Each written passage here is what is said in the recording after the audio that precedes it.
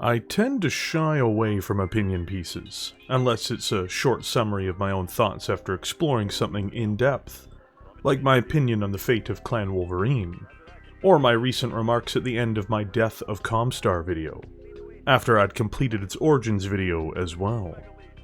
I did make one prior, carefully worded opinion piece of Clan Wolf, and why I won't be covering it in this channel's videos, which is mostly out of respect for Clan Wolf fans as much as it is to keep me motivated in making content for the channel.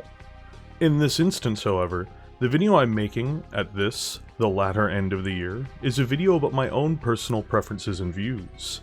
In this case regarding factions, which is really quite a different thing for me to make altogether. This is a bit of an easier script to do, which is ideal just given the time of year that it is. And because I suspect many people are just busy with their holidays in the same way that I am. On the bright side, people will know which factions I actually put at the top finally. I, of course, would question some of the ways to best approach this, or even how to format it. Do I talk about just one group? Do I talk about the top selections? In the end, I think it's just easier for me to talk about the top 5 that I have, but also to talk about why. I think it's only fair rather than simply putting a number on a flag and saying, this is my favorite faction, it has Battlemechs, it is good.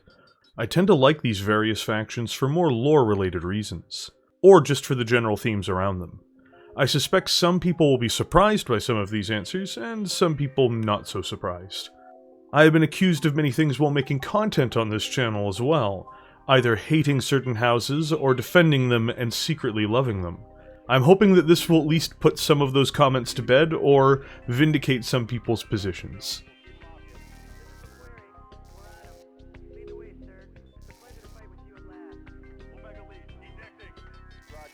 Unsurprisingly, the Blakists have managed to slip into my top 5.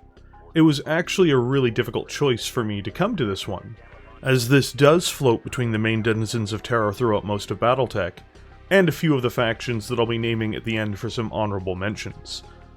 My love for Comstar really started prior to a lot of the modern things involving them. It's one of the factions I've enjoyed for the longest period of time, always keeping close to me in some way. I remember when I got my Comstar sourcebook as a kid from Imperial Hobbies in British Columbia, Canada, as well as an old school Grand Crusader model at the same time, and just how thrilled I was. I think I was directed towards Comstar first from a couple friends from school who knew more about the universe at the time than I did. And once I got said sourcebook, I was never really able to let them go.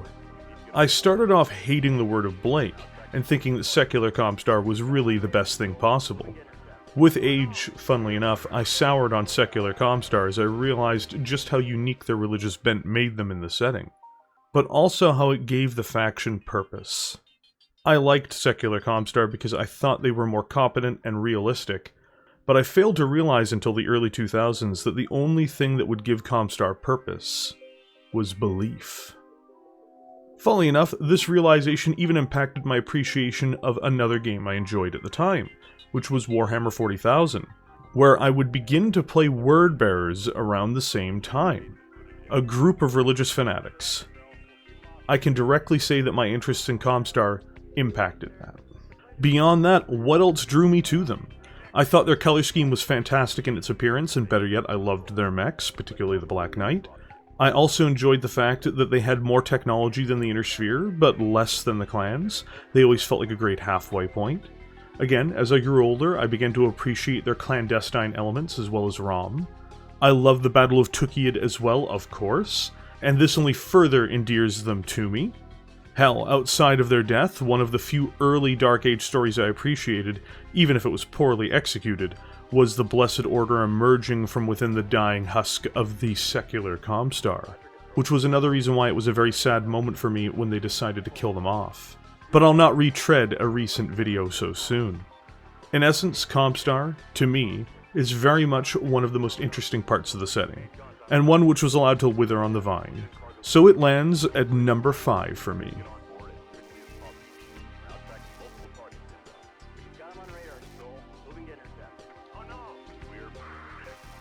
I'm gonna spoil a little bit for everyone here. This is the only clan that makes it into the top 5, so you won't see any others here. But there are 2 honorable mentions, and they almost managed to beat out Comstar for slot number 5. So why do I like clan trendy Ghostbear? My love of Ghostbear originally descends from a video game, Mechwarrior 2 Ghostbear's Legacy, an expansion to the original game, Mechwarrior 2.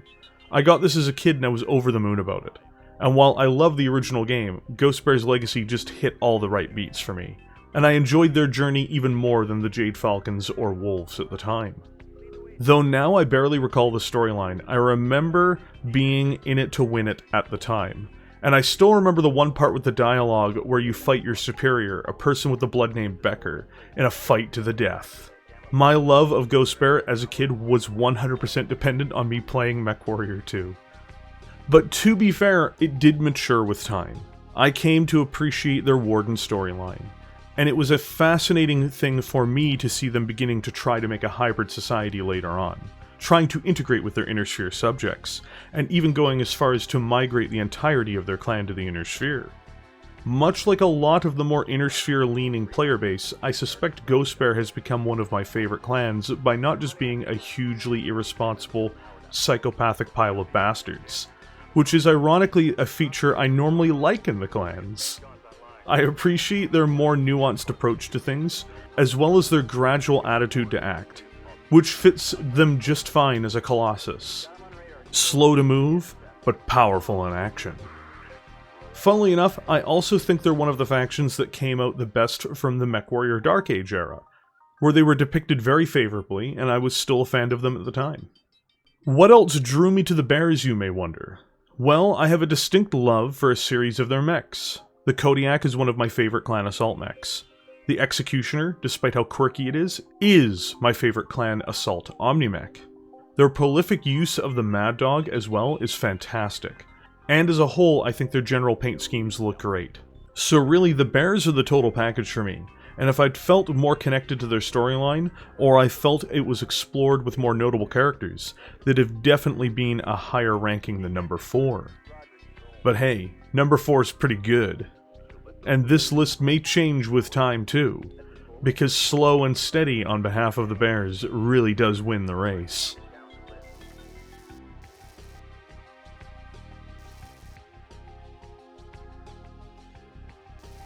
I think some of the funniest comments I've gotten on videos over the last few months, really since covering the Cataphract and Raven, is that I've been accused of holding the Federated Sons in contempt in some way by a small vocal group. The reason that's so amusing to me is because House Davian is my 3rd favorite faction in the entirety of Battletech. Now, one may ask why I enjoy a faction that has been accused of being a protagonist in Battletech for so long. Well, it's largely because I didn't really become a fan of House Davian until the Dark Age in the 2000s. It's a little bit weird, but it changed my entire view of the faction in retrospect. Before that, I held a view of House Davian that involved some of the least flattering views you could find of them. When I look back at them, I realized while in the 80s they had been perhaps very generous, the realities of House Davian were exceptionally different. Beyond that, just a change of my own worldview changed very much who House Davian was to me. No longer were they the heroic conquerors, there to right wrongs and punish the Combine and Capellans, while spreading enlightenment. But they were a group of warmongers trying to impose their will on the Inner Sphere. And unification with the Steiners would allow Hans Davian to compel the rest of the Inner Sphere into recognizing him, or his heirs, as First Lords of the Star League. And that's amazing. Not because I find it morally or ethically appropriate. No, it's amazing because it's what drives the setting of Battletech. Hans Davian's personal failings, his greed, his ambition, it's all fantastic. And I love the Federated Sons for its consistent attempt to portray themselves otherwise. While yes, they may be legitimately more honorable than other houses in some senses, barring honoring ceasefires, something no house is particularly good at. They are in reality just great at signaling their short-term values, while attempting to shame their opposition or justify aggression towards them. And aggression is another reason I love them, because what an army. The Davians, of the House militaries, easily, in my view, have the best and most disciplined military. It's why Caleb, I lost New Avalon, Davian's demise was so devastating in the Dark Age, and just because he lost 1/3 of the most professional and well-led force in the history of the Inner Sphere. For mechs, throughout the era, Davians typically have access to cool variants, or solid internal use models. Units that come to mind from the Succession Wars are the Rifleman, Warhammer, and Marauder. They also use a lot of AS-7D Atlases during this time, which I also love about them. Eat your heart out, Steiner. So, despite the naysayers to the contrary, they're a great faction, and they are hardly made up of the quote good guys unquote of the setting. I love them because they aren't. They are just as vicious as anyone else, and overall tend to be the most competently led, and some of the most well-armed. Hell, I'd argue the best heavy mech of the Inner Sphere builds in the Ilclan era right now might be their variant of the Marauder. It's just horrifying. That's the kind of forward-thinking we all need. Forward-thinking our way to military conquest. Even their propaganda is wonderfully Orwellian. Greetings, new citizens of the Federated Suns. What more could you ask for?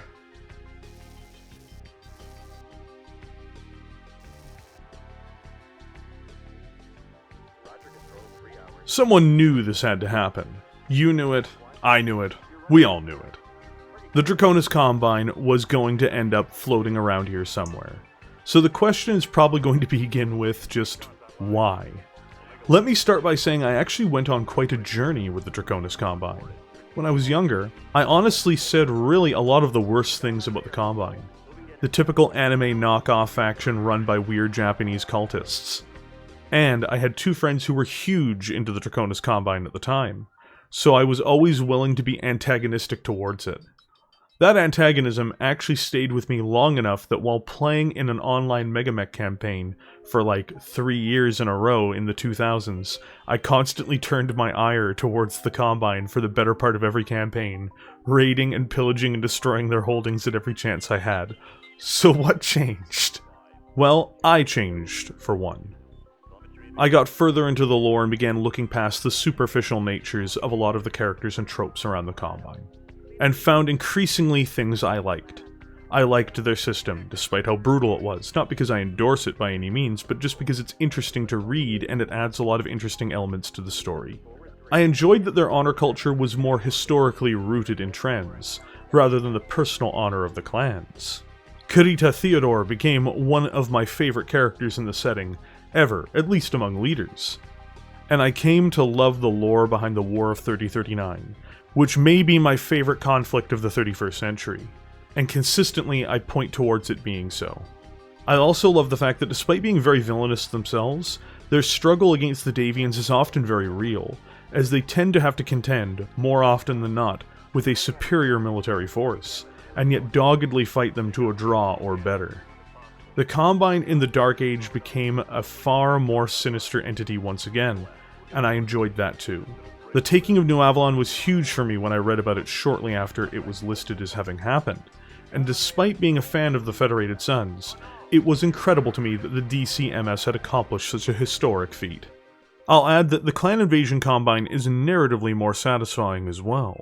Luthien outshines everything else outside of Tukiad, and if I ever get to the point where I feel I can tackle this in a big way, with more of a budget, manpower, and assistance, it'll be the first truly extensive battlefield piece I'll want to cover.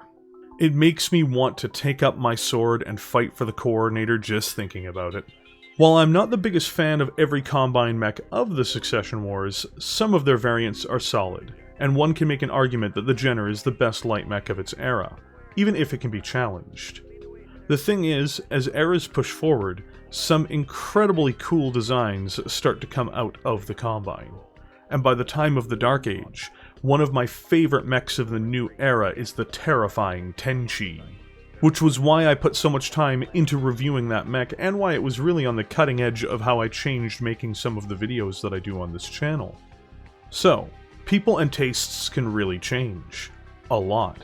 Because the Draconis Combine literally went from my most hated faction, not even for reasons of it being overpowered, but because I despised what it was, to my second favorite faction in the entirety of Battletech. Anytime you watch one of my Combine mech reviews going forward, remember, even if I call it bad, that I'm doing so in favor of my Combine bias.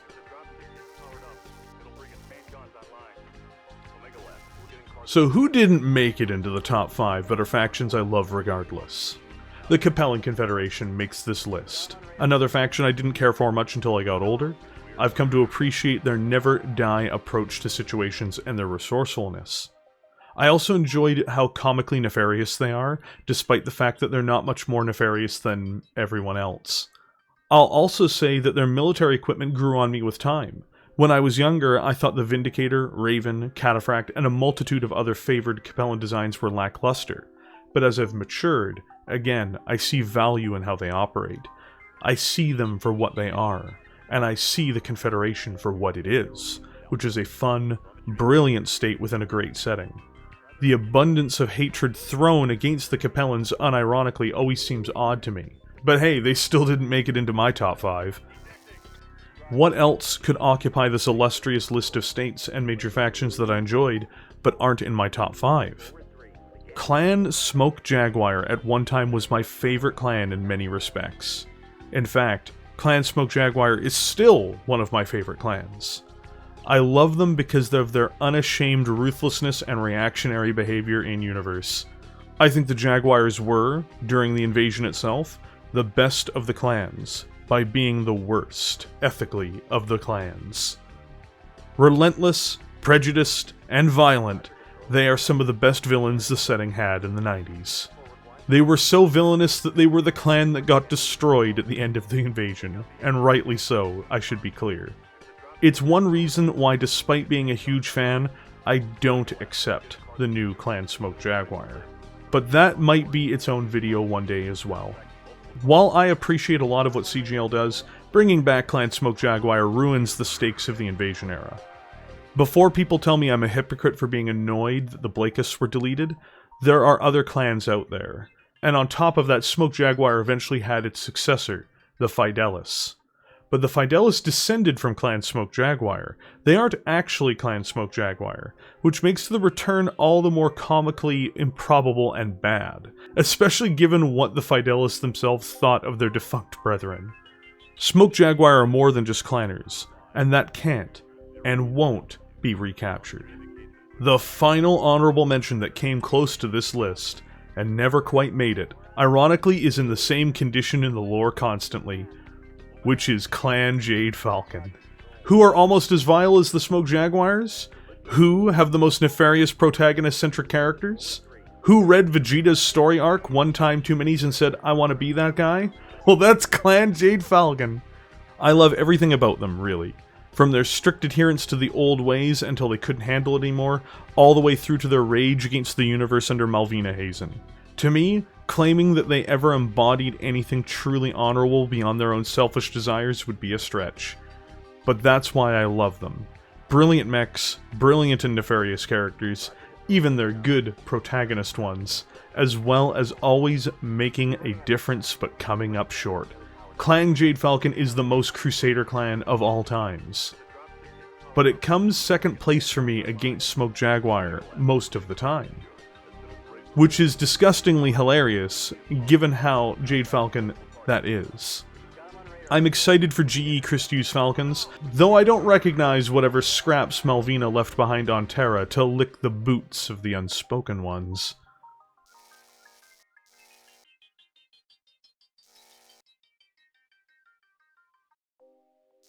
For many people who follow the live streams on this channel, or my much earlier coverage when Empire Alone came out earlier this year, it'll be no surprise what's coming. Let it be said that yes, anything you see regarding the affection for this faction, or my bitter condemnations as to how they are handled at times, comes from my absolute love of the Free Worlds League. Now, one may ask, how is it that someone who doesn't like Ideal War, Thomas Hallis, or the Knights of the Inner Seer could love the Free Worlds League so much? In fact, it's not always been so. My favorite faction throughout my childhood was actually the Lyran Commonwealth, Haus Steiner, the traditional enemies of House Merrick and the Free Worlds League. I grew to love the Free Worlds League really once I played them through the early 2000s, when there was a drought of Battletech during the worst of times. Sure, there was Mechwarrior Dark Age, but the Free Worlds League didn't exist as a faction to play in that game, and I didn't care that it didn't. I only started to care after getting into the aforementioned Megamech campaigns at that time. I actually bothered to read more into the faction, their formation, and discovered their comically fractious and disastrous internal politics, inspired by Eastern and Southeastern European history. Though it has shades of the Austro-Hungarian Empire, Ottoman Empire, Polish-Lithuanian Commonwealth, and even a little bit of a sprinkling of the Russian Empire, I always think, just due to how fractious it is, that I most associate its history with a weird, almost Yugoslavia-like element. And funnily enough, it broke up suspiciously like Yugoslavia at that, so it's pretty fitting. I just found that this kind of history was really fascinating, to be honest. I'm also one of the rare Merrick fans that actually likes the real House Merrick. I thought Janos Merrick was a pretty okay dude and ruler as I delved into the Succession Wars lore. I think Fontaine Brett Merrick and Kenyon Merrick II are both great characters too, in the Dark Age, to be more specific. Sure, I like the other houses as well, like the Cameron Jones or the Bretts in general, but less so some of the others. But all in all, it's still a great time. Better yet, despite it politically and somewhat culturally resembling the former empires listed before, it's not a unified culture, and it's so wildly different from planet to planet or region to region that the peoples of the Free Worlds League can really be more wildly divergent from one another than in the other great houses. Even more funnily, I enjoyed the fact that only the threat from the outside keeps the League and its strong-arm, pseudo-democratic structures in place. They hate one another. Oh boy, do they hate the Capellans and the Lyrans more. It's a fantastic dynamic. I always joke on stream that it's the Free Worlds League. You're free to join, but you're not free to leave. I love the corrupt, economically powerful purple bird that uses combined arms and has some of my favorite mech variants in almost every era. It's also, funnily enough, why I don't like Ideal War's Knights of the Inner Sphere, or any iteration of them afterwards. I always felt they were far more Davian in their concept, which is fine if they were a Davian unit. It felt like a group of Arthurian legend-following fools being stapled onto a group that would really not be closely associated with them, or at least broadly in the source material for the Free Worlds League.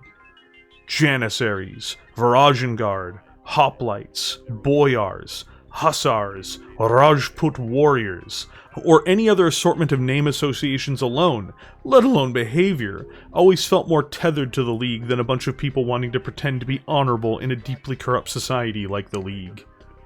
But we're talking about why they're my favorites, and I think I covered mostly why.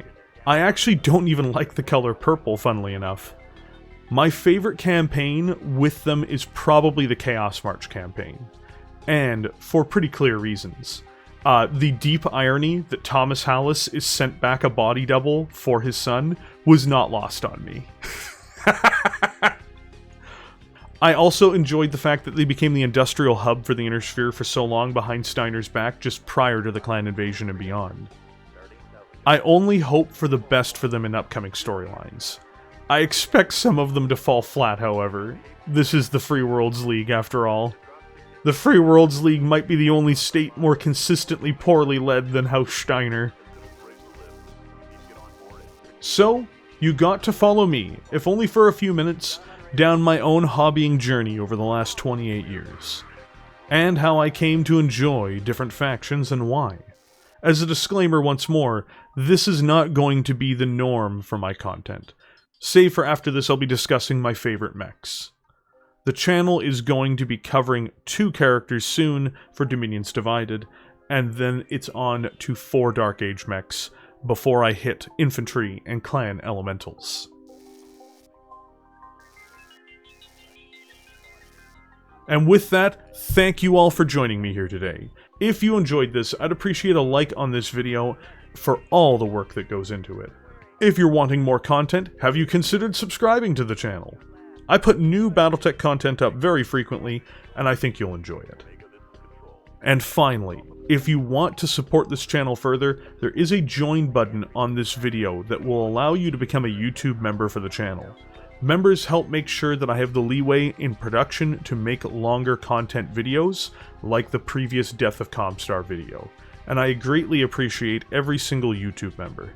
Because as I've said, this is only possible because of viewers like you.